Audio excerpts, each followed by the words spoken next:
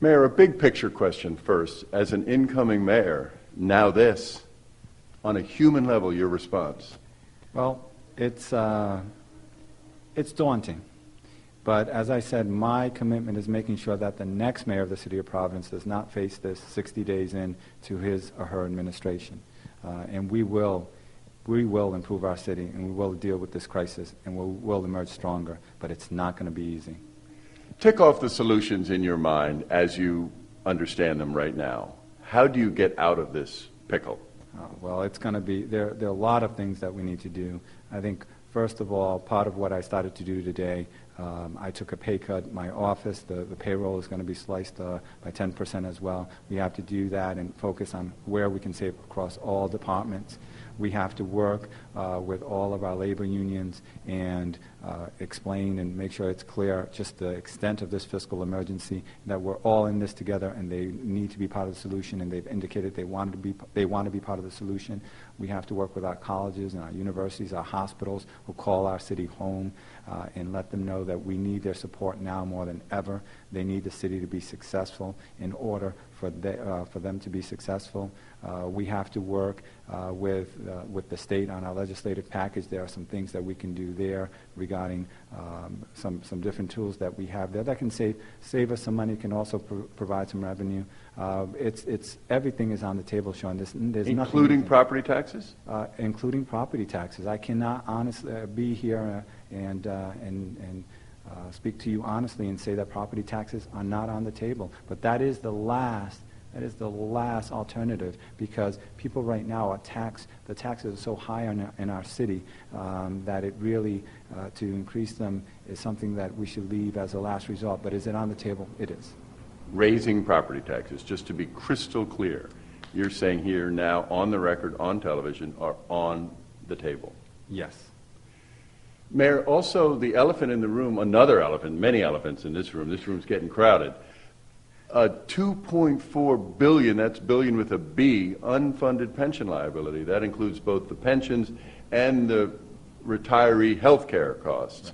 How do you get at that? That's a huge number for a city. It's a huge number, period. It's a huge number, period, I think is right. Part of what we have to do at this point, I think, is realize we're not alone in this. Our numbers are bigger because of the size of the city and the size of our retirees and our employees. But we have to look at this as, I think, a comprehensive solution. And in terms of some of the things that we can do in the future in terms of health care benefits for retirees, and that's part of what we're looking to do at the State House as well. I mean, there are different things that you can do, Sean, like shifting retirees who qualify for Medicare to Medicare. That saves an enormous amount of money. We have to look at everything, and to solve that will be a multi-year. Go ahead. It'll be a multi-year effort. I mean, does everything include? I was starting to say, does everything include cutting benefits for current retirees, not just future retirees? We're not talking. I'm not asking just about cutting back for the future, but cutting back now.